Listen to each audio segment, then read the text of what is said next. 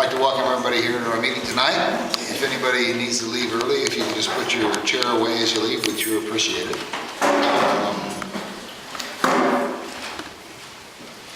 And it looks like we do not have the California Highway Patrol, Sheriff's Deputy, Fire Department. We do have the Acton Agua Dulce Librarian Valerie Bailey. So July and August, of course, is all about SRP, that's Summer Reading Program. And so we have in your packets there all of the activities for July and August.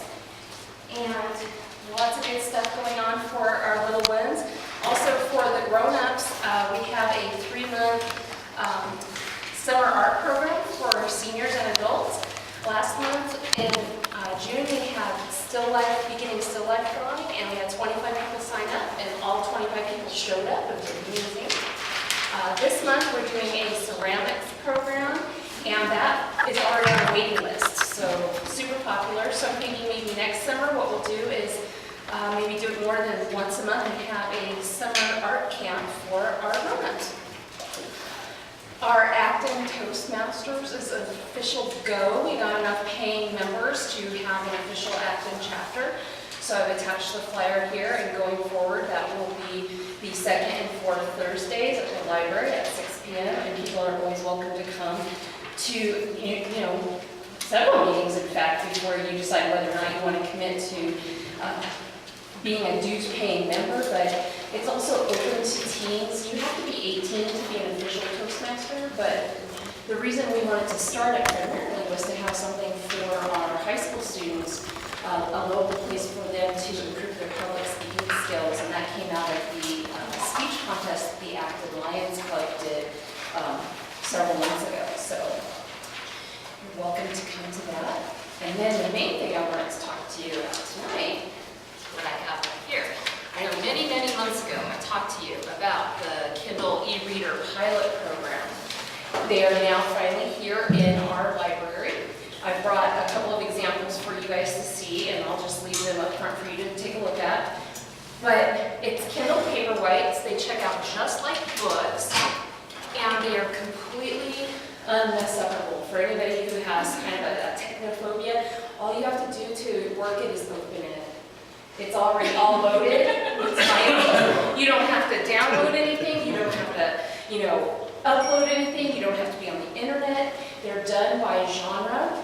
I was on the content committee, so I did a lot of the nonfiction ones. That's really my favorite. But you can see here, each one has anywhere between like 5 and 15 titles done. Like here I've got historical biographies, business, teen fiction, suspense, thriller, literary fiction, etc. We are one of the luckiest sites. We've received 65 devices. So we have 65 Kindles, and they're only for our library. So they're not going to be sent out to our other 86 branches. They can only be checked out from our location. So I want to encourage you to come use them. Each one also has 100 classic titles included on it. So all of your reading list books, the classic fiction you remember from your youth, they're all on every single device along with the genre titles. So they're at the front of the library. You just check them out like the old school VHS. You take a case up to the front, and then in exchange, you will get in a handy bag, you get the device, you get a charger, you get instructions, and you get a survey if you would please answer that. They check out for 3 weeks, just like books. And you can also renew them just like books. So as long as no one's waiting for it, you can have it for 3 more weeks. So, like I said, all you have to do is open it, and then to shut it off, all you do is close it. So, super easy. Yes, Steve? Do you have a mini plug where you can plug them in using in the car for driving plug in like well, these Paperwhites actually have a really long battery life because they are just black and white. No, I'm talking about where it's a reading book. Is that a reading? No, this is only e-reader. It doesn't talk to you, unfortunately. Now, if you happen to have either you or somebody you know is vision impaired, we do have a way to address that. There are iPads that we can get for you that have the built-in reading capability. And then You don't need a device if you have a smartphone. You can just download there's a couple of different apps. We use Overdrive, so on my very, very long drive to and from Wentworth today, I listened to a book on the phone, and totally free to download from our collection. Okay. All right. All right, evening everybody. Evening. I know I've asked this before, but not of this group, but I hope everybody had a great 4th of July. Enjoyed the holiday weekend. All right. Well, last month we had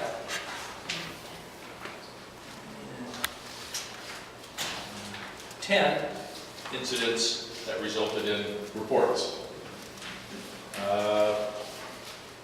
We had one grand theft from a boat plane, private residence or yard. It doesn't break it down, but it's a yard.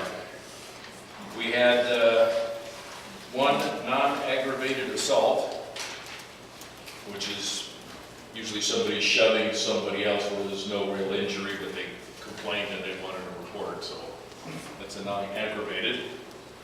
We had one possession of heroin, one telephone annoyance, one misdemeanor vehicle and boating law, which is usually somebody who's, the vehicle code sections, there are misdemeanor sections in the vehicle code. One of them was driving with no license, one of them was driving on a suspended license.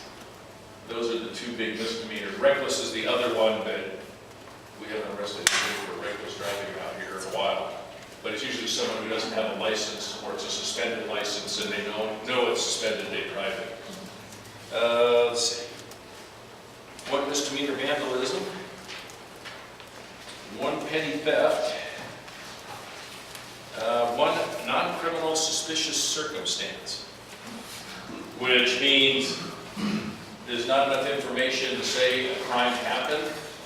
We don't have a suspect, and the facts are unknown, so we write a suspicious circumstance that gets investigated. It says, something could have happened, but I'm not sure it happened. But the person who told us about it, there's something, something could be missing from a yard, or hey, I came home and I came home, my window was open, but nothing seems to be taken inside, and I know I locked it when I left. Okay, so we have a suspicious circumstance. Somebody came by and opened it, could be. Could the dog have done it? We don't know. Could the horse have done it? We don't know.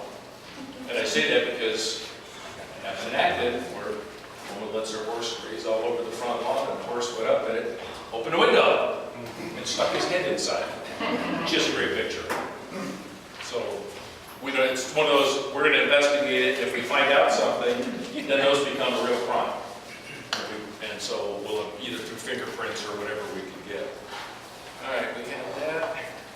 We had one person mentally ill and one airplane crash. So, did you guys miss that? No, I was there. That was, it's still being investigated, but it was, from what I gathered from FAA on scene, 2 student pilots flying out of Long Beach were flying around doing touch and goes at various airports. Saw Agua Dulce and go, ooh, look, an airport. So they landed. Unfortunately, they took off the same direction that they landed.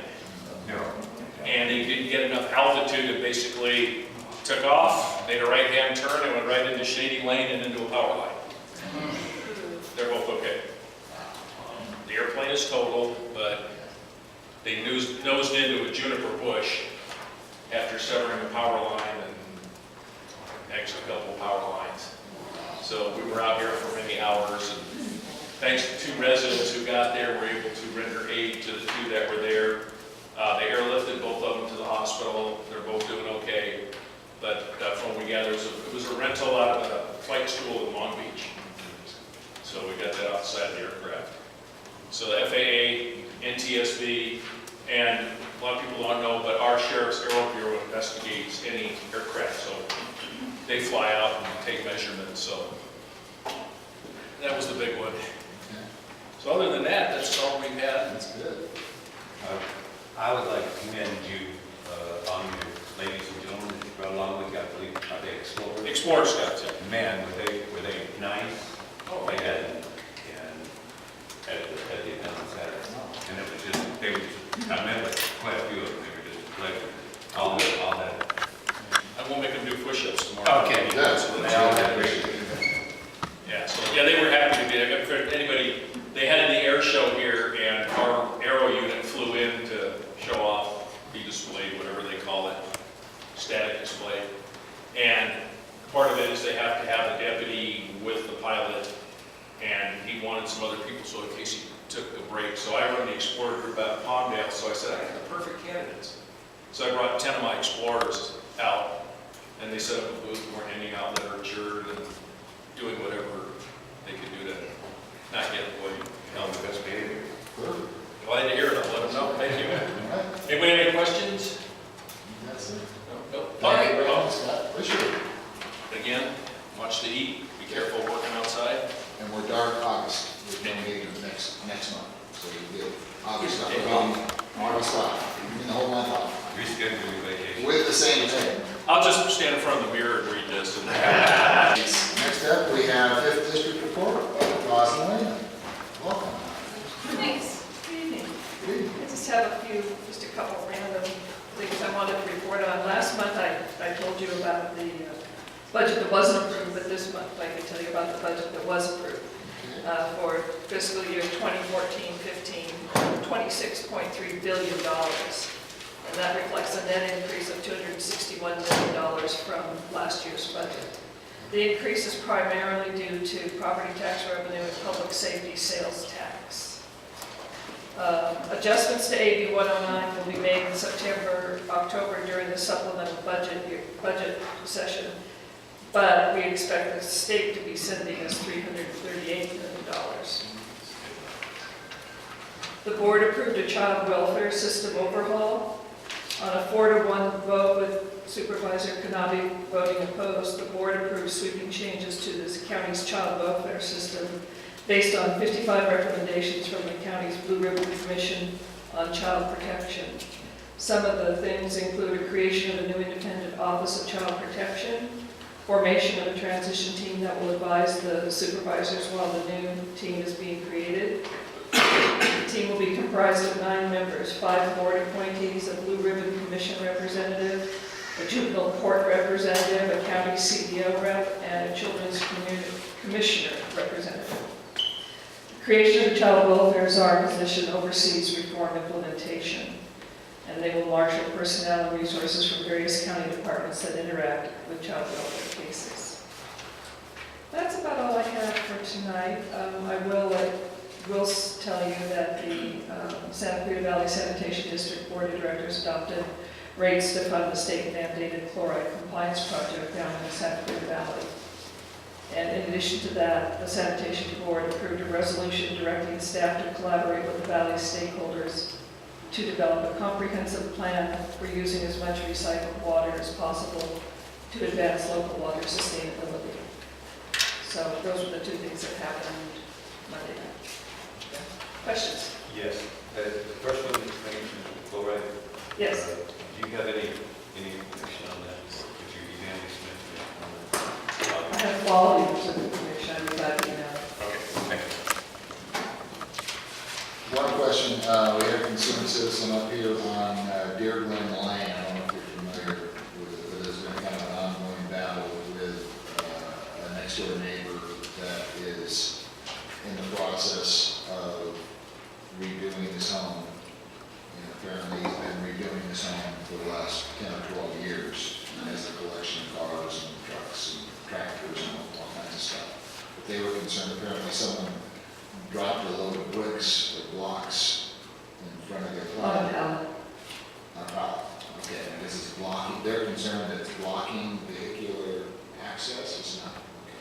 No, they contacted our office too, and David's working on it. Okay, good. It's not a news story.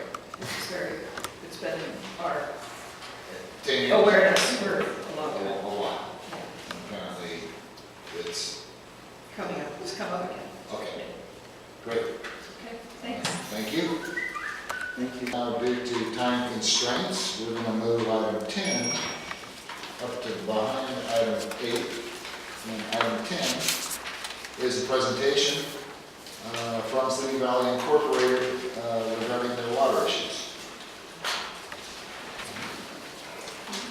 Okay, first of all, thank you very much, Town Council, for following on from our May presentation in the open session.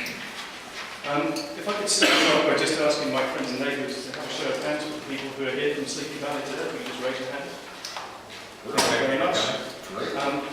This is an issue that's quite important to us. At the last, just by way of introduction, at the last Town Council meeting, we explained our concerns about what's been going on with the Lamo property and its liquidation.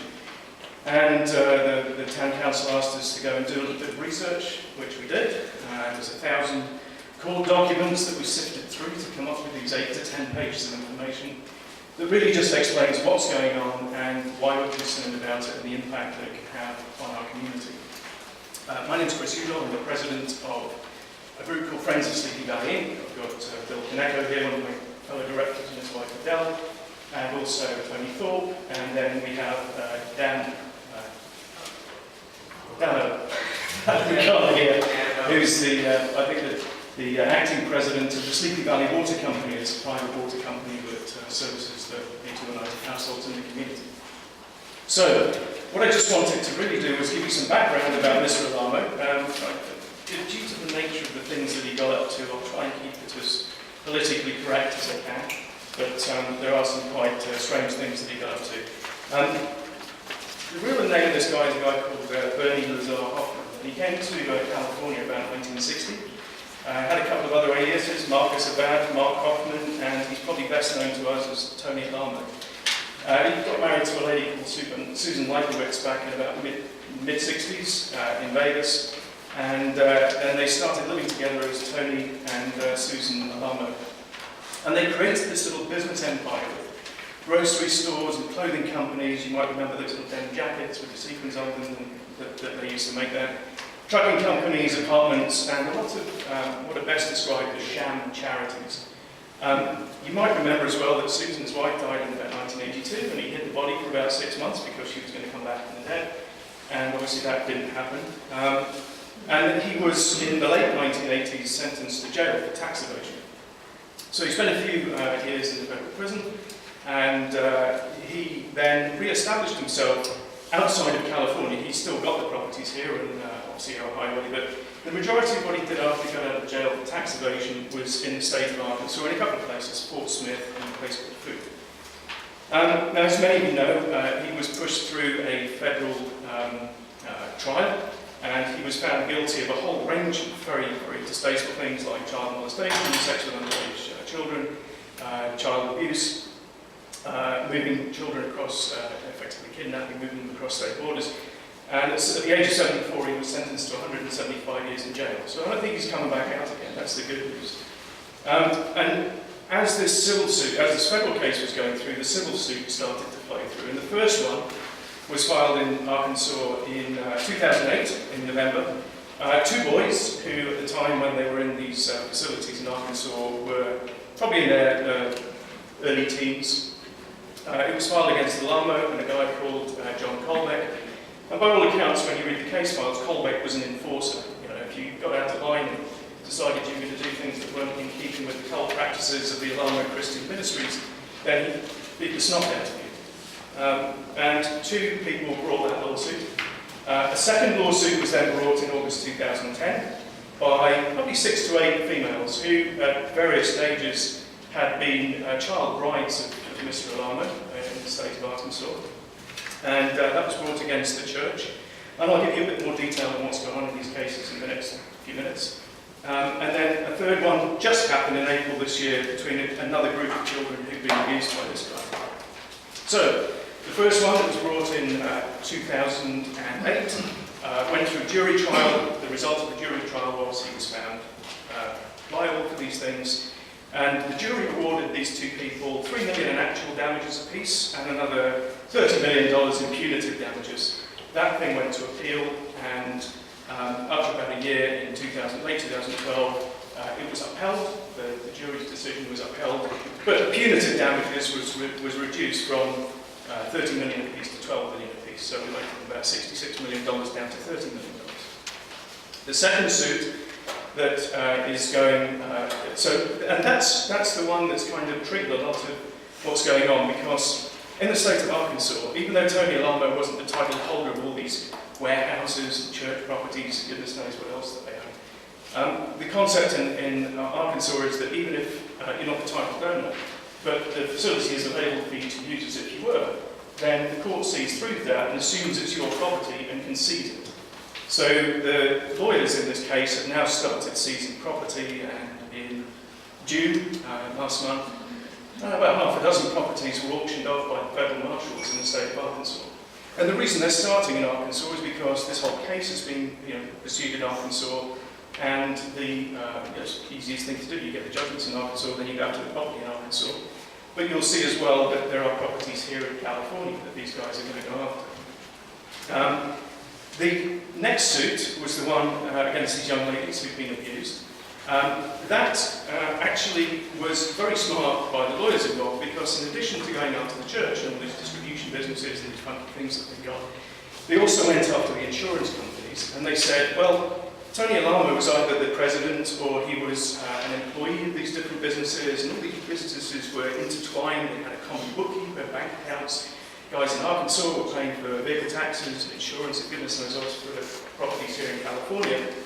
Therefore, all these things are vicariously intertwined, and therefore we're going to go to the insurance policies that these things have got for liability. And we're going to say that because you didn't investigate this guy's background, because you knew this abuse was going on, all these businesses are liable. And effectively what happened in the course of this thing is it got sealed. So the insurance company stepped in, realising they were going to have to settle, and they said, right, there are certain things that we're going to get filed in the suit that are going to be closed to the public, and therefore you can't find out what we're paying out.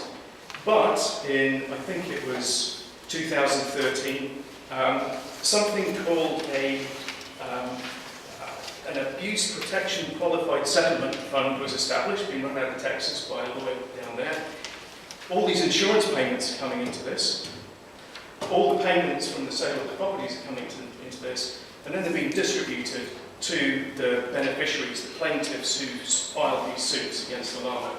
And what they also did was they took the suit, the $30 million award that these two guys had got from a year earlier, and they put that into the fund as well. Essentially, I think, to give the guys a bit more money for the abuse that they suffered because of the insurance value in there. So, the third one just got filed in April this year. It's a similar sort of thing. It's a group of young children, young adults who were abused. That hasn't been answered, and a few weeks ago, the lawyers who are on the part of the plaintiffs petitioned that that be issued a default judgment. So nobody's responded to it, so therefore, there's a good chance all the claims will be upheld by the court, and the court will make some sort of decision. What we do know, even though we can't look at these sealed documents, is that the judgment that was awarded by the judge in this second lawsuit against these girls was $525 million. So I don't know the conditions that these parties were released under. I do know they were released from the lawsuit, but there was a $525 million award. The same judge who looked after that second case of these young girls is also looking after the case that might go into default in the next few weeks. And I do anticipate that what they'll do is they'll just say, okay, fine, we'll attach you to the settlement fund too, so you can dip into the value that we got sitting in there. So I think that's the way it's going to go. Now, a couple of things about the Alamo Empire. The Tony Alamo Christian Ministries, which I think a lot of people call it, is actually a fictitious name. There's no entity, Tony Alamo Christian Ministries. The real businesses are some churches, which is the 21st Century Holiness Tabernacle Church, Gloryland Christian Church, and the Tony and Susan Alamo Foundation. Now, the latter is a California corporation. That's the one that's here in Sleepy Valley. And it's actually got a registered office in Little Rock, Arkansas. Now, the fact that all these suits are being pursued in Arkansas and the registered offices there makes it a lot easier for these lawyers to force the sale of that business and its entities. If it was California registered, I think it would be different. I've looked through the California PACER site, which lists all the different filings. I can't find anything that the lawyers have done yet to start proceedings on this, but there's a very clear statement that was reported in the LA Times in March that says we're going to sell this property. If I go to the next slide, all these businesses are interlinked, as I explained. Common bank account, common bookkeepers, common people running them.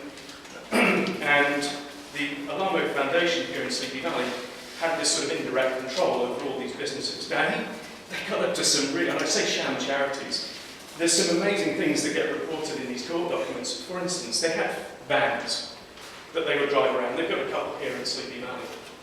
What they would do in Arkansas is they would have one van which had "Armful of Help" written on the side of it, and they'd go out to all these restaurants, places like Trader Joe's, and get food donations. And what they would then do is they'd come back to base, they'd put a different sign on the side of the van, a little magnetic one, which said Advantage Food Group, and they'd go and sell the food that they had donated, and they'd keep the money. So that's the nature of what was going on in this, in addition to all these nasty abuse things that they got up to. As I said, the second case was against all these insurance companies. That's where the true value was in terms of the total value. If you look at some of the values that were realised from the sale of some of these church properties in Food Park and Swords, like $20,000, $15,000. But there's a good 20 or 30 properties that they own in that state at the moment, or are in the process of losing ownership. So you've got this structure where you've got 3 different civil suits, close to $585 million worth of judgments, a number of assets, properties, money, and as I said, the LA Times reported in March that the lawyers who represent the 2 boys in that first case have made it very clear that they're going to go after the sale of this property here in Sleepy Valley. Why are they doing that? Well, back in 2009, a conditional use permit was issued to a company called Rainmaker Water Haulers to use a piece of property in Sleepy Valley to haul water from. And a number of people know Rainmaker Water Haulers. And back in 2007, as part of getting this permit, a company in Santa Clarita called Earth Resources Inc. wrote this report that said there's this huge pool and reservoir of water on the Sleepy Valley. And that is in fact not true. The water company engaged their own specialist who looked at that report and said, well, actually, there's some fairly incorrect assumptions here. What you've actually got is this flow of water that comes down from the Sierra Colonna Mountains, down mid-canyon, carries on down to the Santa Clara River watershed and then off into the ocean by Ventura. And therefore, it doesn't recover like it would do if it was just this huge repository of water. It's mud and silt with water in it, and you have to be very careful how you pump out of that, otherwise you end up with pump heads full of silt. So, the Rainmaker permit, and I've got a typo in here, I think the truckload was about 4,000 gallons, not 400 gallons. But the permit allows Rainmaker to take out more water on a daily basis, with 15 truckloads a day between 8 o'clock in the morning and 6 o'clock at night, than the 90 residents that are hooked into that water company take out on the busiest day of the weekend. So, what we're seeing is, an impact of that. What we're really concerned about is that the connection to Alamo here is that same company that wrote this report that said that this huge unlimited supply of water underneath Sleepy Valley also was acting for Alamo. And I think in one of the hearings before the Board of Supervisors, I remember Joe Cota, the president of Earth Resources, actually standing up there and saying, these guys are cool with it because I'm acting for them as well. So we've got a group of lawyers now sitting in Texas who are scuffling around thinking there's millions of dollars worth of water rights sitting under this property and thinking that they can realise some value from for their plaintiffs by going and seizing it and then selling it to the highest bidders of water pumping operation.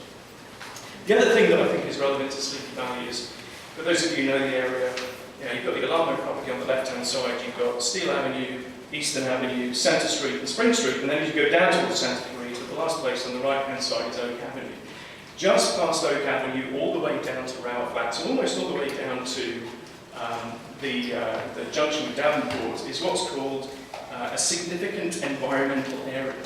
This is an area that LA County is determined to be untouchable. You know, it's got great riparian resources in it, trees, wildlife, goodness knows what else, and you have to have all sorts of special permits to do things in that area.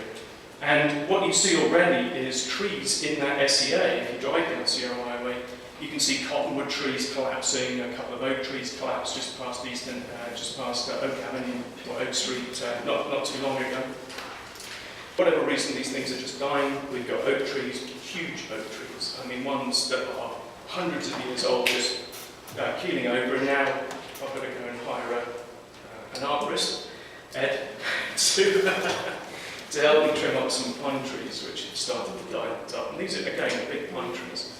We've already had the sharp end of the stick when somebody comes in and pulls water in an unregulated way. And then back in 2004, 2005, before this permit was issued, there were 3 or 4 water trucks using the facility, and goodness knows how many gallons were being pulled out. We had a drought back then. And the residents of Sleepy Valley, and a lot of the people in this room here, ended up putting the bills from somewhere in $150,000, I think we spent hauling water in, because our own well had actually got to a level where we couldn't pump water out of it anymore. And we certainly don't, we monitor those wells very, very closely now, all private wells in the area, so we can see what's going on at any given time of year. We've been doing that for the last 4 or 5 years, so we know very clearly what's going on, and our water levels are going down.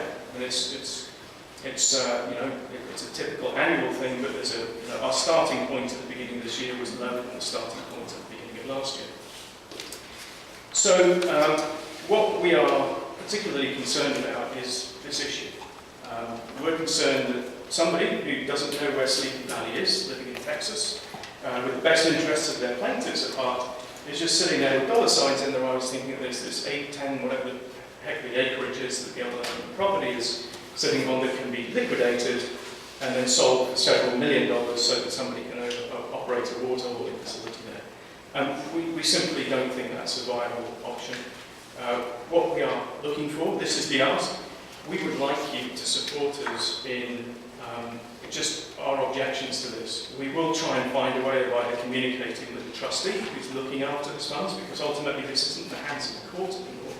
It's the trustee who's been awarded the rights to control this property that's part of the Alamo empire.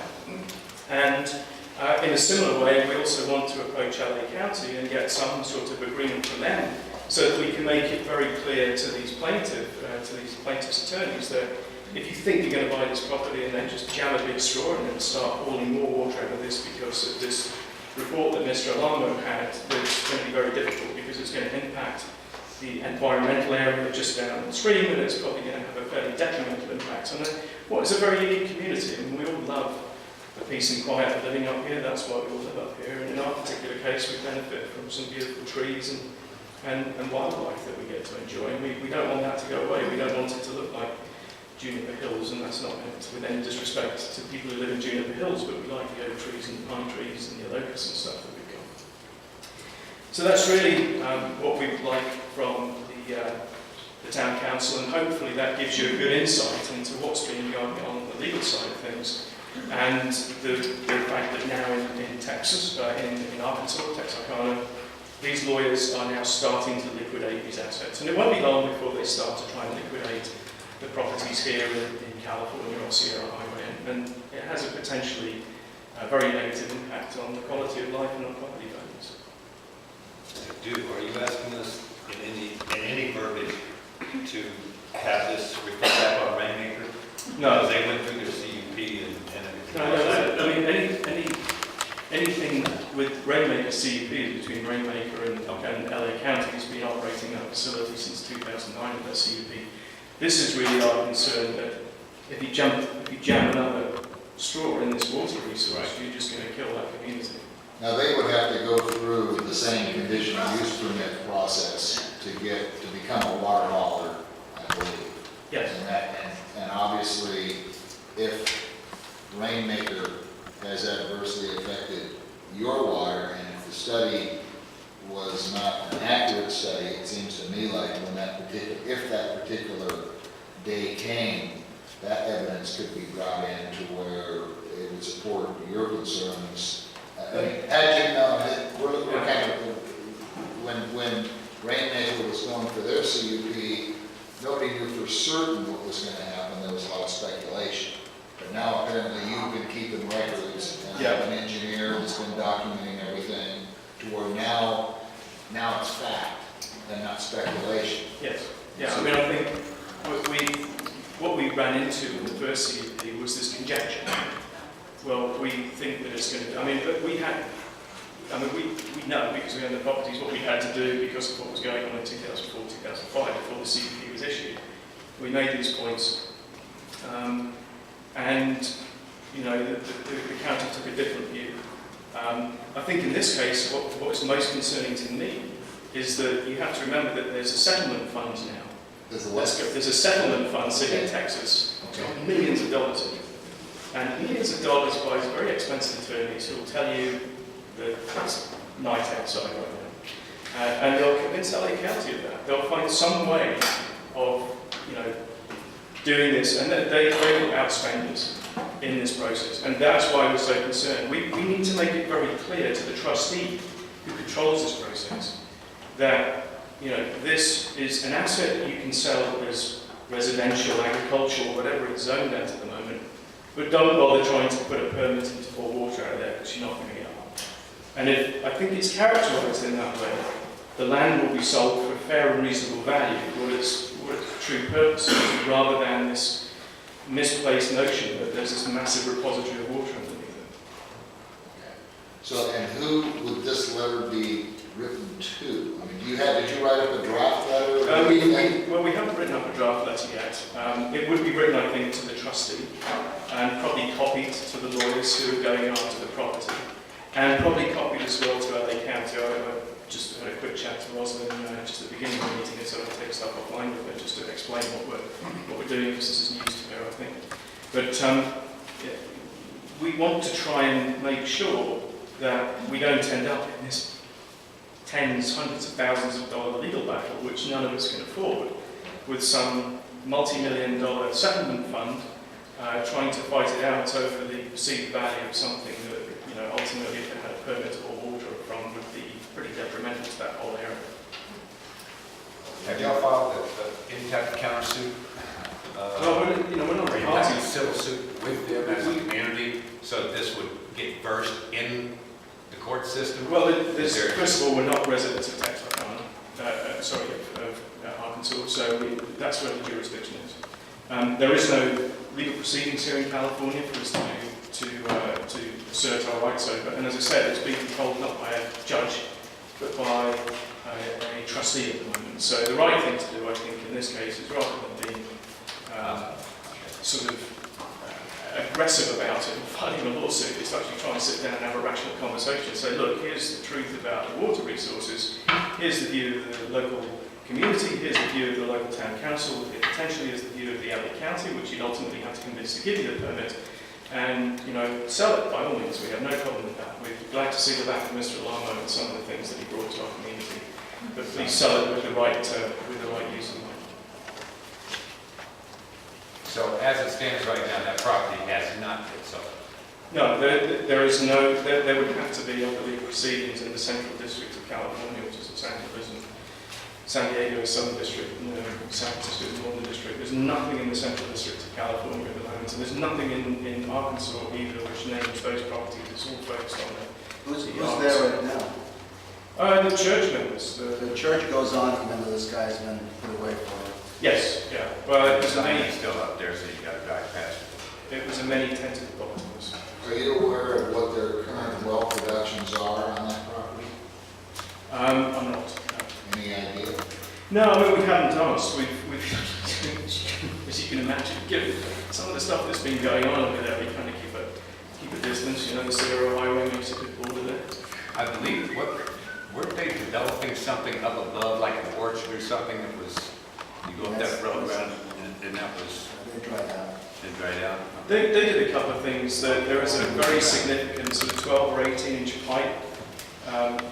Sorry, this is Rainmaker. They put a very significant 12 or 18-inch pipe down one side of the mountain from their tanks. No, I'm talking about on the other end of the. Yeah, when you step out, you can see these, you can see white pipes going up the hill, but I did look in Google Earth at what was going on in the background there, and there doesn't seem to be any plantation. Am I correct in assuming that wasn't done with county approval? It's just PVC piping. I have no idea. No, I think, as I recall, Jack Williams used to be involved in somehow that property that Roy Ramey has. Right. And I believe at one time, he was actually intending on piping that water up and over the ridge to the property he had. Right. I'm talking about the opposite Road. property. Okay. Okay, at the side closest to Davenport, they cut a road going up the one in between their property and the property that, used to have the Indian. Oh, yeah. There was The Wild West place. To me, I believe that was an illegal grade at the end of the property, and they were developing some kind of orchard or something up there. I think the county contracted to pull that BG out of there to use as base material in the floods years ago, I'm pretty sure. But Yeah, I mean, we haven't had any dialogue with the Tony and Susan Alano Foundation. Any idea what that sign's going to come off? Going back to back in that one, guns go off all the time, don't they, in the country, Scott, especially on the 4th of July, so I think shoot the bullets out. one question, those that live in Sleepy Valley, do they feel that they're part of Agua Dulce, or do they feel that they're part of Saugus, in your opinion? Neither.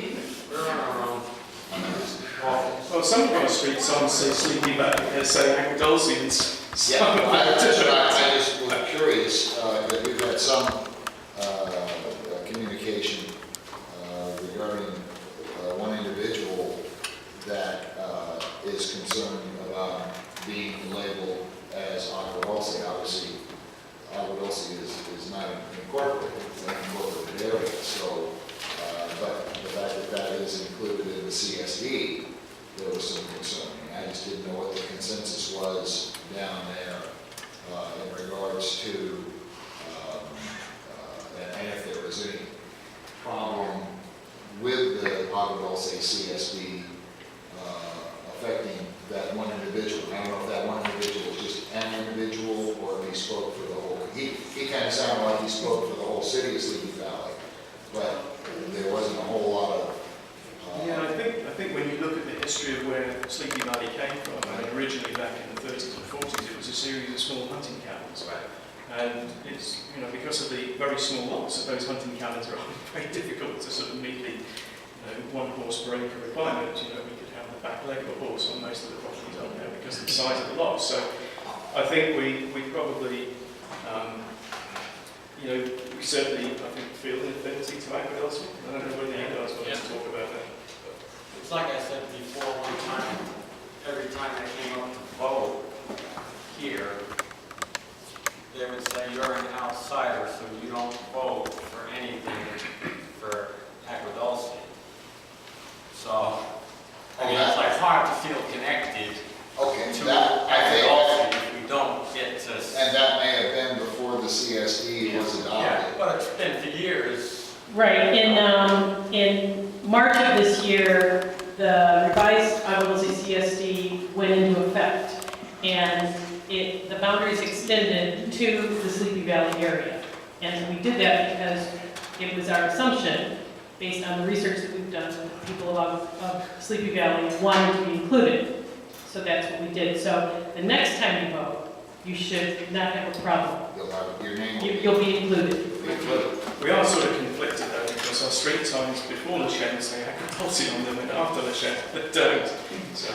Mary, if they are a part of our CSDs now, does that mean that, for instance, the stipulation where you can't have a lot smaller than 2.5 acres, does that apply to them now? Or It doesn't apply to them. There's a special area within the CSD that we put in for that because most of the lots in Sleepy Valley are very small. So we have, I can't remember exactly how it was worded. If I pull out the CSD, I can let you know. But there is a specific guidelines. I think the setbacks are just whatever residential LA County is. It's not something for our minimum of 1 acre or 2 acres. Well, for the rest of them, we also, Right, Sleepy Valley was Here. specifically spelled out as to a it's kind of high grandfathered. density, yeah, absolute grandfather now. Is it, one more, if I could, is that property, what zoning is that property currently? Down on 9139 Street. The zoning for which part? It's probably agricultural. I don't know. I would think it's A1 and 2. But 91390 goes all the way to Saugus to, and actually David Way off of Bouquet. Yeah, San Francisco, Kansas. Yeah, it goes all the way. up to Lake Hughes. Yeah. We got a question back there? Yes. I just have a couple of points. One is that 2 years ago, I was in this building voting, and they asked me if I wanted to vote for Agua Dulce Town Council, and they looked it up, and I was eligible, so I voted for all you incumbents. That's why we're here. Second point is that we're in a vote by mail area. So in order for someone to come up and vote for the town council and be a part of, they have to, not vote by mail. They have to come up here and do a separate vote for any town council related issues. But they can vote by mail for town council. But you gotta go through, You don't- with what you guys have, you're automatically on your vote by mail with the county. With the Agua Dulce Town Council, if you want to vote by mail, you've got to fill out You a have to secret request. ballot. There's a little bit of a process that you've got to go through each time that there's voting, but you can always vote wherever the polling location is too. Yes. Not that I know anything, but when I first came out You here, never said that. I tried to do research, find out where my area goes. And for the road department and sheriff's department, Agua Dulce goes to Sierra Vallejo. Stops. Anything east of Sierra Vallejo, if you draw a straight line to the car tunnel at Soledad, is considered Agua Dulce. Anything west of that, especially the Sleepy Valley, including the Sierra Mobile Home Park, was specifically labeled as Saugus, because that goes back to 50 years ago, when there was no Canyon Country, was a little dot someplace. And then when Santa Clarita Incorporated, the boundary was never adjusted. Well, there's lots of different boundaries with zip codes and telephones and school districts and CSDs and fire department and CHP. So, and that area is kind of a tough area because you're kind of on the border back and forth. But we, as the Agua Dulce Town Council, are happy to represent you. I think that's, and And I think this is a perfect concern. Thank you very much. Let's talk a little bit about what you think what my thought is, as far as Agua Dulce is concerned, obviously, is the water issue. And we can voice the water issue to the trustees, the fact that we are experiencing a water shortage, and we just want to make them aware of the concern toward the water issue. That would be one thing. Another thing is, I don't think there's very much water under there. I mean, after our last meeting, I pulled any records we had, we didn't have a whole lot. But one particular service call, it was like the well was making 1.5 gallons a minute. And so I don't know, they have a lot of laborers over there, so they do just about everything they could themselves. But quite frankly, I don't know that they have very much water there whatsoever. But the concern is if they do have that water and accessing that water, they would deplete your supply. That's the threat. Yeah. And so, Yeah, Mint Canyon, so the Mint Canyon blue screen that I want to characterize it as, the county has this GIS3 mapping system on the planning website. You can see the blue screen running up and down through Sleepy Valley, and it does go through some of the Alamo property. So they clearly have a stream bed that's dry some of the year and not dry other times of the year. And fishing game would have something to do with them doing any development on that property, because the Blue Stream does run through that property, am I correct, or does it run on the opposite side? I believe it runs through that property at the tail end. Yeah, it comes across just around, it crosses under Sierra Highway just around Center Street. Which leaves it in question whether or not they're being legal with fish and game on some of the development. Well, again, I don't think we've got an issue with the Alamos at the moment. What we're more concerned about is their successors. So, if there's some support we can elicit that helps us substantiate the case that we want to make to these trustees, it would be sincerely appreciated. And we can certainly take it offline. Yeah, we've taken up a lot of your time, and we appreciate the forum that you've given us. Well, we appreciate the research you've done and coming back and getting us up to speed as far as what's going on. Thank you for jiggling the schedule. No problem, no problem. If, in fact, the property does get sold, and they do try to do a water hauling business, they're going to have to go through the CUP process. And that means that they're going to have to come here in this forum, and we will agendize it and notice it properly so that you all can be here. Because really what our job is to do is to reflect the feelings of the community. And it seems very clear, based on what I've heard tonight, is that everyone here is concerned about potential water hauling business. And I think not even residents of Sleepy Valley, I think any resident in Agua Dulce right now would have concern anywhere in Agua Dulce with the water hauling business. So I think we are, you definitely have got our support in bringing that to the forefront whenever this comes up. I'm just not sure how proactive we can be at this point. That's where I'm thinking, except for to express our concern about future development, I'm trying to think of how to give them a warning.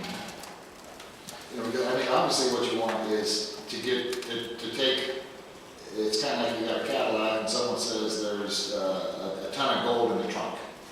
And we're selling a Cadillac for $1 million. Well, if there's a ton of gold, it's worth $1 million. If there's not a ton of gold, it's just a Cadillac. And so I think that as far as anything proactive would be just that we've been alerted that there may be, because we don't know about the sales. Obviously he's done his research and found out about it, but it's been brought to the town council. We never had a request like this. So yeah, I'm just a little concerned that we're putting the cart before the horse on this. Good. That it's very possible, and I'm just going to use an example here of something that we had recently. If somebody buys the property and decides to develop it, puts homes on it, and has a water distribution for those homes, similar to what they're planning on doing over near the airport, Right. where they can legally put in the minimum lot size and they have their own water distribution. Legally, we were all very concerned about it. We voiced our concerns that we were concerned about the water use. But I don't think we've got the right to say you can't use the water in a legal way. With a conditional use permit and a water hauling, it's completely different. And if I am hearing you correctly, that is what you're more concerned about. That is the concern. Given that, I think when the time comes, when that CUP comes before us, right, if it ever comes, because as Don has said, if the water continues, with no rain that we've gotten, the water levels are going to continue to drop. I'm not even sure that there's going to be any, with water testing that they're going to do, they're even going to attempt it. But given that, if they do attempt it, we will definitely have this whole forum again during the CUP process. process. Will amplify the communities. Is that- Absolutely, absolutely. And I think not just Sleepy Valley, I think the whole community will rally around anybody trying to do a water line business. Possibly there's some, because it would seem to me that we're concerned about the misrepresentation that potentially the lawyers or the trustees or the legal suit that Tony has kept us in all these years, of that misrepresentation being passed on down to prospective buyers. And then there's some way that we can But say. we can't be in that business of broadcasting. We'll go up to do water tests and full disclosure, so the buyers may know. wrong. Right. Yeah. We can't take that liability on Right. and be proactive in that You way. can't advocate a certain thing without having community input. We could advocate what in representation that the county comes in on that, and that we would be glad to participate in future CEP. Or something along those Well, lines. I'm not sure, and I'm just throwing this out there, maybe the county wants to come in and put a water hauling business in. You know, I'm, all bets are off. So I think, I appreciate you doing all this research because it is presented in a nice, neat package. And it's sensible and it's logical. And I think at this point, we're way ahead of the game when the CUP comes in. It's too late when that happens. That's really the point that we're trying to make. What we want to be able to do now is in our communications with the customers, that's what we end up doing, is say to them that in addition to our concerns as the residents of that community where this property is located, with the research that we paid for, and we paid $5,000 for that report from Dr. Curry back in 2009, and it tells you exactly what goes on in that watershed in this little part of our community. What we want to be able to say when we present this packet of information to them is that the local town council, Agua Dulce Town Council, supports our point of view on this. That's all at this stage. At the point at which we end up with a CUP, if we ever get that far down the road, then you're right, there's a whole different discussion that needs to be sort of expressed. But what we would like to be able to convey is that it's not just Sleepy Valley, there's a slightly bigger part of the community that we're part of, and those responsible for our community also agree with our position on this. Okay, so you're looking for support on using the property as a water hauling business. Yeah, so what we're saying is that there is not this unending reservoir of water. But see, I can't, and I know you got reports, I can't say that in good conscience because I don't know. Right, well, let's put it another way.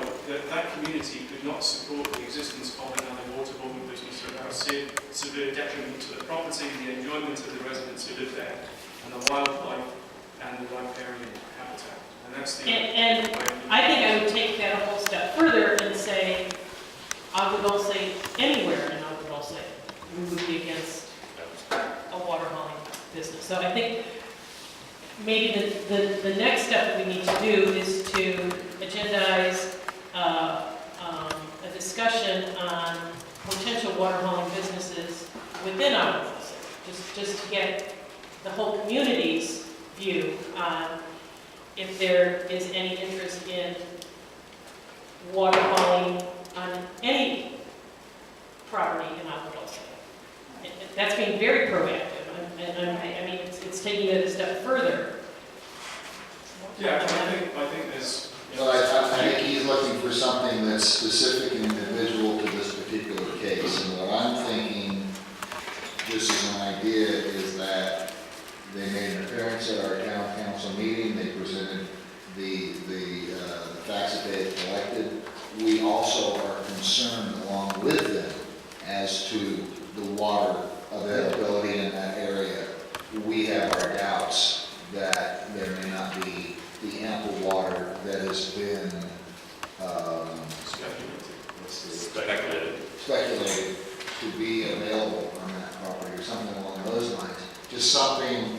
So something fairly simple. Yeah, I don't want to Pretty get much into, says- because See if there's any yes, liability. you paid for the report, you got the engineering done, but for us to all get educated as much as you've been, we'd have to arrive at that point to be able to concur with what your statement is that we've proven this. Yeah. But we certainly are concerned about the available water. Yes. And we're also concerned about the speculation that there is an endless supply of water under that property. And because of Mr. President, if there's this group that's trying to maximize the value of this property, right? Yeah. And of course, they don't have the facts, we know that. But if we kind of, go head to head with them and combat that notion, and I'm all in support of doing it, Right. just so you know, the way you're presenting it.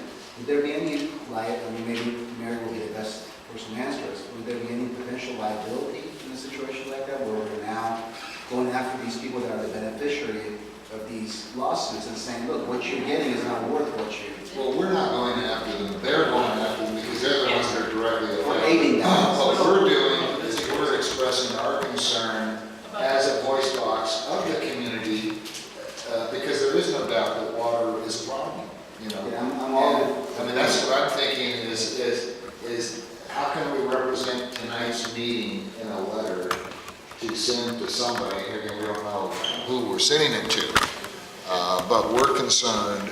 Go ahead. All right, to me, you've got a Sleepy Valley request, and you've got 3 specifics that you're looking towards on this. Now, with us speaking for Agua Dulce and representing Friendly Valley as part of Sleepy Valley. Sleepy Valley, excuse me, as part of this, then we should agendize and open it up to the rest of Agua Dulce that we represent, to have an open forum for them on these 3 points. With that, and then coming out of that. Tell me what the some 3 kind of- points are. It says, in our communication with the lawyers and trustees responsible for administrating the sale of the Alamo property, in our communication with LA County representatives to secure their support for the same, and any future CUP application by future owners of the Alamo property in Sleepy Valley to operate a water hauling and or storage business. Am I correct in that, sir? That's it. I think that's your summation of everything that you're looking for from us to back you on. And I see no problem with that, but I do see a problem if we don't open this up to the rest of the voters. I mean, in the same type of form with y'all being here, or anybody being here, but this should be brought out to the public before we do anything, saying we're speaking for Agua Dulce and don't have an open. Chris, is time of the essence in this situation? Well, like I say, there's no issues at the moment with these properties in the state of California, but I expect it will occur over the next however many weeks or months.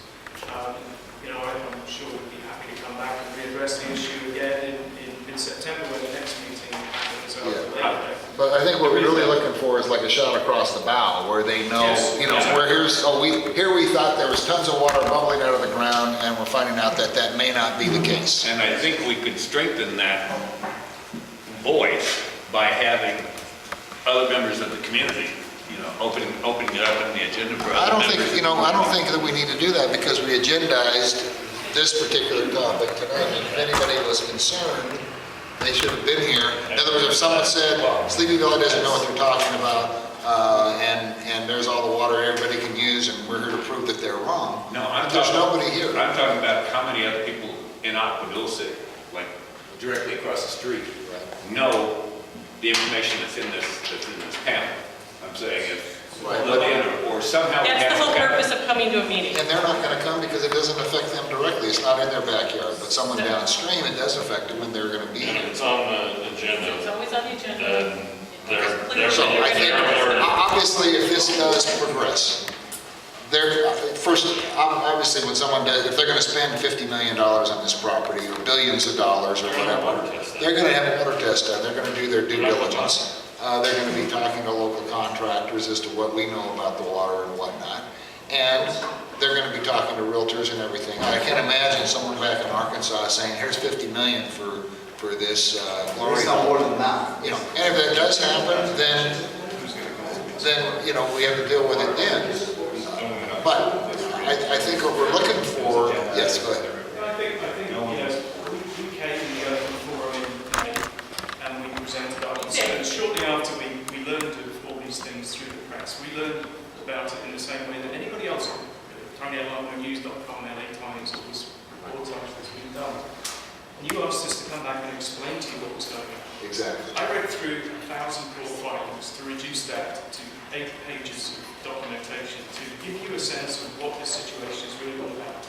That the judge that I think was, Steve thought this was, could be approached to do this. It's in the hands of a trustee now. And the clock is ticking.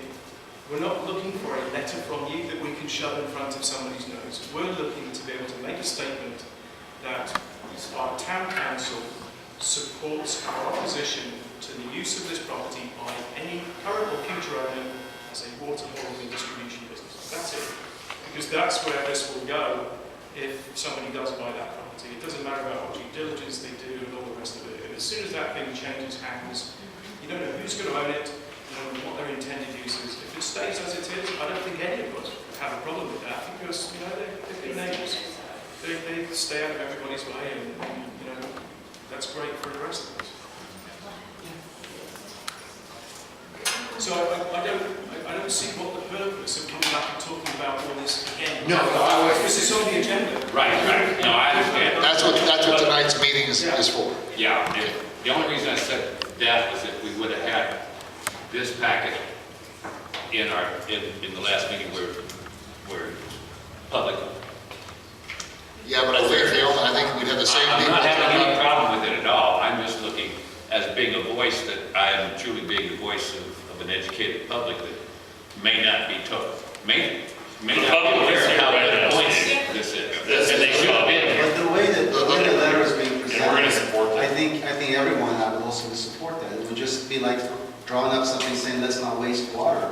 I think there's certain things that we can assume that as a part of our rural lifestyle and our water conservation kind of mindedness, right? I think we could, in the interest of time, Mr. President, I will make a motion that we write this letter the way that you described and present the type of support and the type of concern that we would basically extend any type of water hauling business and basically limit it to that.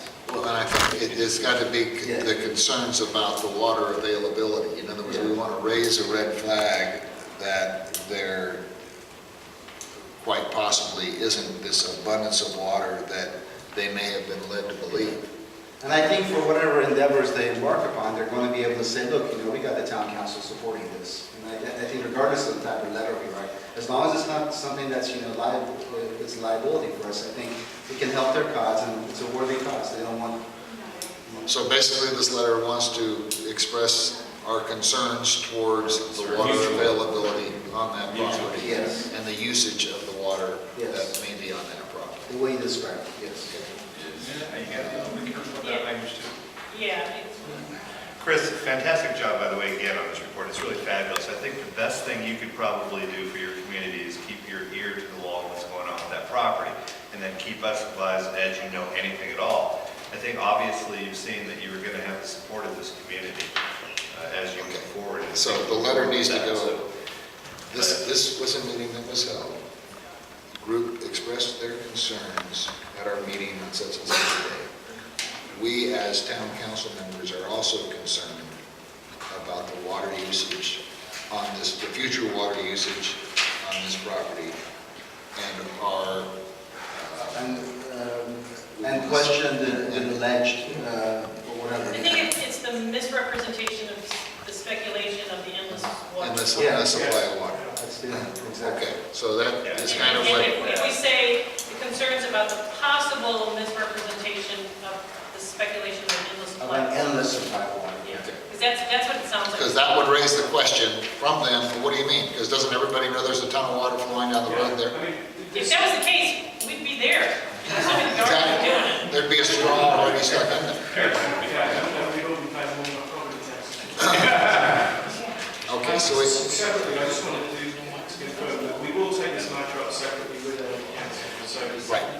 Rosalind has had a chat, and we'll take it up separately with the council. So we're not looking for your Right. enforcement. But you want, I would like to draft a letter that expresses our concerns. And I think the letter would go to the Friends of Sleepy Valley.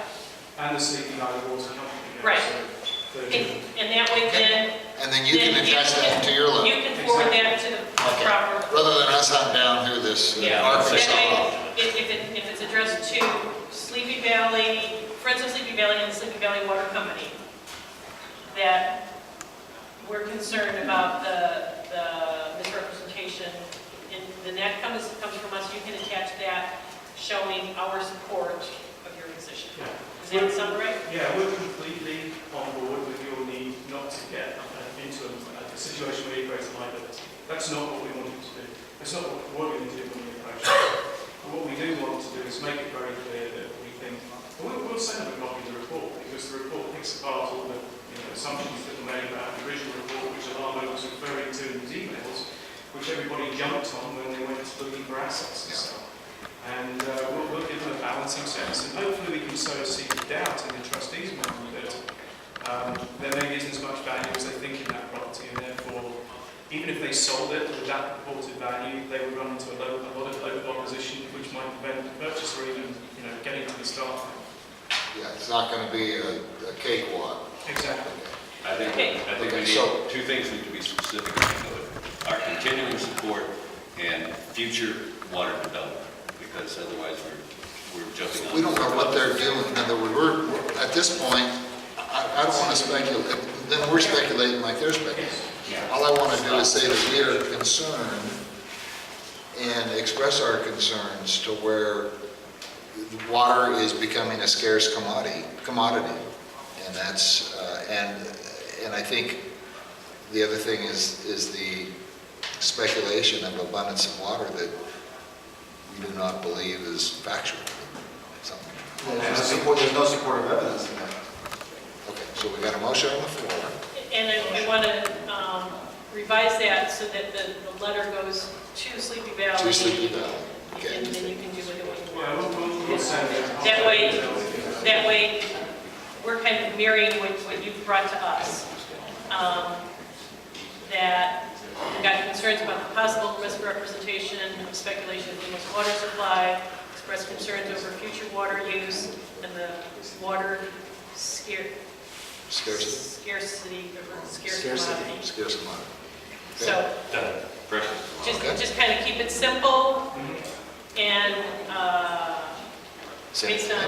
Okay, we got it. Yeah, so Motion by Ed. I will Do I have a second? second Second by Mary. that with the change, with the modifications. Any other discussion? Okay. All those in favor say aye. Aye. Opposed? Okay. All right. This is predicated on single Thank you. letter. Thank you for coming. Report D, Don Henry, President of the Town Council, regarding Agua Dulce Airport temporary use permits. Honorable council members, in our February 13th, 2013 presentation to the Agua Dulce Town Council, we communicated the airport's desire to apply for a minor modification to special use permit 1404-5. We described the minor conditions modifications as follows. Changing the application filing requirement for temporary use permits from 60 days to 30 days. This is consistent with all other businesses in the county requiring local charities to apply for a temporary use permit 60 days in advance when they are used to a 30-day standard. It creates an unnecessary hardship on the charity using the airport for a fundraiser.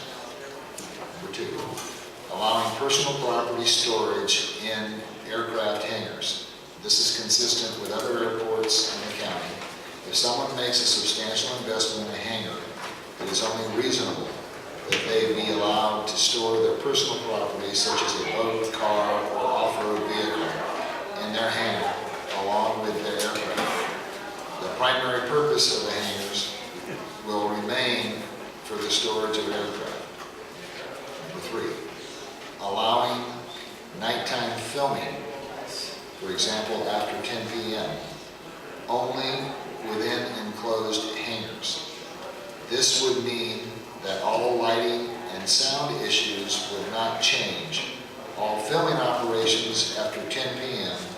would have to be conducted inside of an enclosed hangar, and film crews would be prohibited from congregating outdoors on the property after 10 p.m.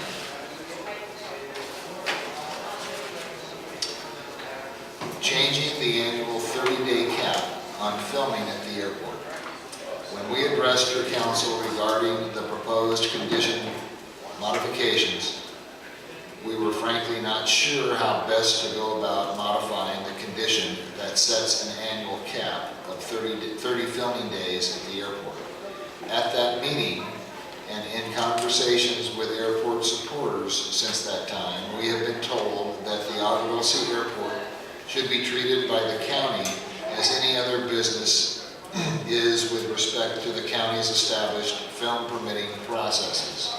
Because of these conversations, we have considered the different options we might pursue in our minor modification request and have come to the following decision. We are going to ask the county to remove the annual 30-day cap on filming at the airport. This arbitrary cap has had the unintended effect of discouraging filming at the airport, while not only being contrary to the county's goal of retaining filming in unincorporated areas, we believe the cap is also fundamentally unfair since other county airports, businesses, and property owners are not subject to such restriction. When a production company files for a film permit for a specific location, the entire situation is reviewed by the county and Film LA before a film permit is issued. Then, according to county regulations and Film LA's requirements, a film permit may or may not be issued. We believe it is only fair that the airport be regulated like other businesses in the county in the manner film permits are issued, without unnecessarily straddling the airport with the additional burden of an annual cap on the number of film days that may be permitted. You should be aware we take very seriously our responsibility to ensure any and all filming at the airport is conducted in accordance with Film LA and county requirements, and with due regard to our neighbors' right to peaceful enjoyment of their properties. We will continue to work closely with the county staff and Film LA so that all filming at the airport is conducted with sensitivity to our neighbors. We are communicating this information to the Agua Dulce Town Council because we want to make sure that we keep the council completely informed as to our intentions and, more importantly, the logic behind our decision. We truly believe these minor modifications will have only a nominal effect on the way we operate, and that they will not create any hardship for the airport's neighbors or the broader Agua Dulce community. Instead, we think they are commensurate, they're common sense ideas that will help the airport complete the business and compete for business, and also help boost the local Agua Dulce economy. As always, we appreciate everything the council does to help make Agua Dulce the wonderful community it is. Yours truly, Kenneth E. Rose.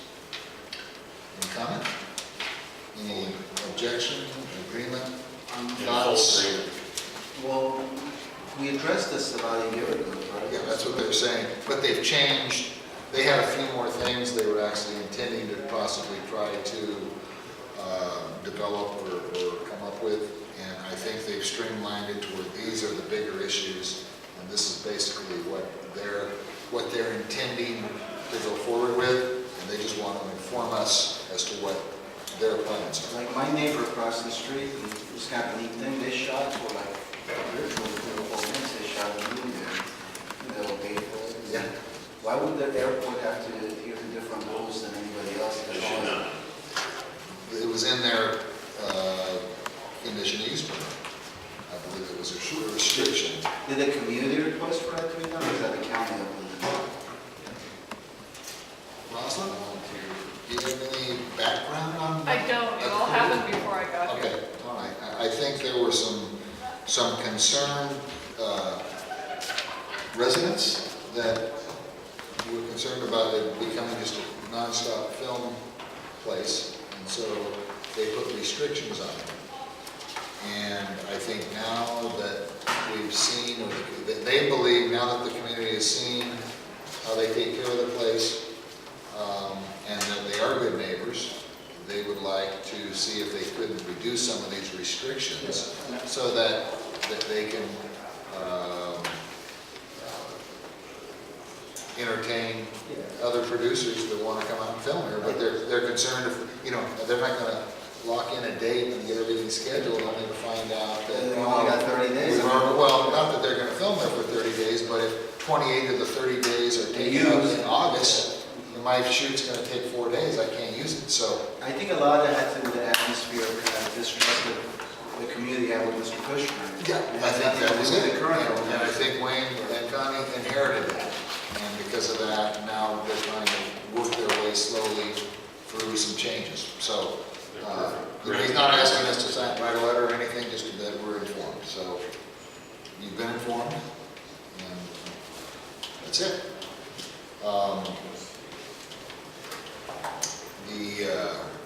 The next item is there is a public hearing for proposed general order for discharges to land by small domestic wastewater treatment systems.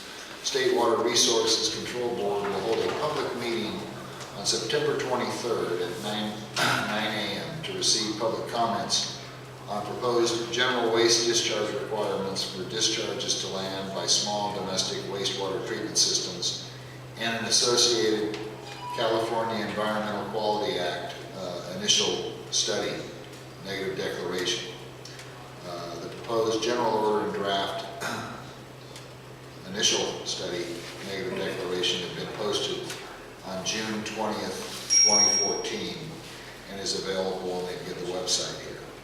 I went over, I think it's like 67 pages or something like that, and I just briefly went over it, and it sounds like it's a bit like the other bill that they were trying to enforce, where they were going to begin monitoring everybody's private septic systems and require them to take out a permit and whatnot. This says that those that are existing will be excluded, but now they've grouped, instead of a private residential septic system, now they've grouped that individual in with everybody that uses up to 100,000 gallons a month discharge through a sewer system. So I think there's probably going to be quite a backlash at this meeting here, because it is going to be, you've got to take out a special permit, and pay a fee, and pay an annual fee, and it's just, they've got a fee scale, and it's not real pretty. It's like $3,000 to $5,000 a year, it sounds like at this point. So if anybody who's looking to build a new home, if this gets put through, may be harnessed with additional regulation and compliance requirements along with an annual permit fee. We're on to committee reports. Bylaws Revision Committee, Lou and Mary. We haven't done anything. Okay, well, that's something. We can take that up in the fall. We've done a lot so far. CSD revision, I think we can go inactive. I'm taking it off the list. Okay. That's That's good. okay. Election Committee, I think that should be coming pretty soon, shouldn't it? I think there's something in August. I'll email Lorna and let her know that August will now be September. Okay. And to get on it. Okay, sounds good. Film Committee, CPAPs.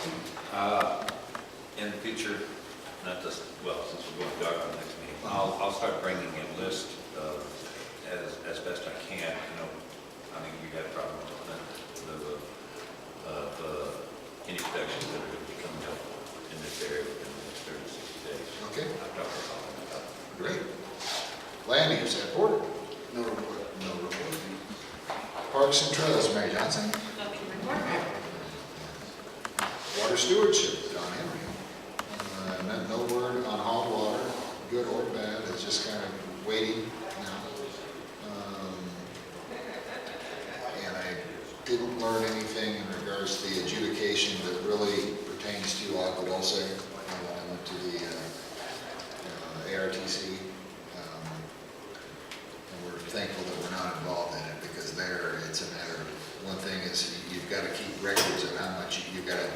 history to be able to continue to get a percentage of that pumping history is one of the main causes. Ways and Means, Troy, and Scott. Other than we have a great down it there. Great, yeah. And reap some benefits. Yes. They rent from there. Yes. Disaster planning, haven't heard from Gary. There is going to be a meeting, it's next week, like a community outreach. Have you been informed of any meeting they're going to have? Is it 17th? I understand that there's a resiliency meeting coming up, but they didn't tell me what date. I think you should get information about that. When the gal said she's going to write an article, I'm still waiting. Yeah, well, they couldn't pick a date, but everybody's going to be there, obviously. And so Mary's not going to be there, I'm not going to be there, RJ's not going to be there, but they're going to go through. And Loma Linda was going to come out with section 3, whatever that is. And the Boy Scouts were going to attend, and apparently section 3 will inform the Boy Scouts how they can participate in it. So, but I guess the next one is the big one, which is August sometime. It's going to be an additional community outreach thing, so we'll hear about that. I think the one that they have reserved for the library is July 30th, and it's the big CERT meet and greet. I think that's when Gary reserved the meeting room for that. I think they've changed that because it's I think it's the 7th. I think it's like I'm going to be gone. I'm going to Seattle next week, and I got a feeling that because I know I wouldn't make it because of that day. Oh, yeah, because they have their 2 regular meetings, like the first and third Thursday. Right, But this okay. is like a special extra event, he said it was a big meet and greet, and that's why I have it in the book, is CERT meet and greet. No, this isn't CERT. Oh, okay. Okay. This is the disaster Resiliency. resiliency. Okay, you know what, I saw something on Facebook, I was trying to find it. Yeah. But it's an upcoming meeting, sometime this month. Yeah, I think it's the 17th. Okay, yeah, that Okay. sounds right. Okay. Acton, Agua Dulce School Board Liaison. Ed Porter. The only thing that high school construction is on schedule. Everything's going as planned, actually better than expected. And the supervisor's office has been very helpful to us. Thank you very much for that. Great. And thank you. Good. And also, we're still dealing with that issue that I described last time about the charter situation, no development on that. Okay. That's okay. Acton Town Council, we have anything to report? Nothing new wrong. Okay. High-speed rail, Pam was going to be here, but she's not here. But they are going to have a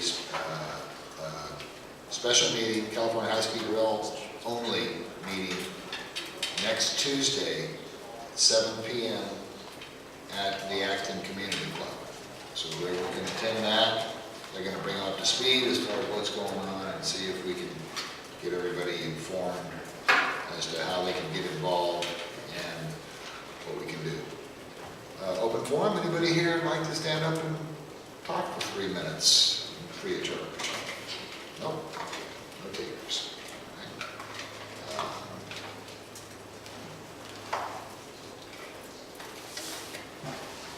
Association of Rural Town Councils, next meeting is July 30th.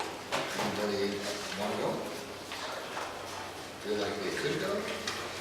Looking forward to going?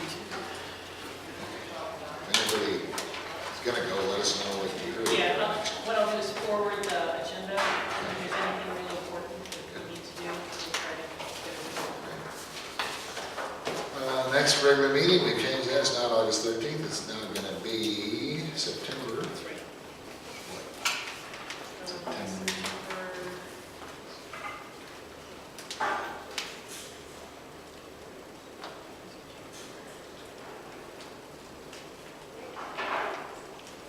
September 10th? Yeah. Unfinished business, I don't think we have any. New business. Future agenda items, we haven't heard back. Have we heard back from Mike Lafferty? Okay, so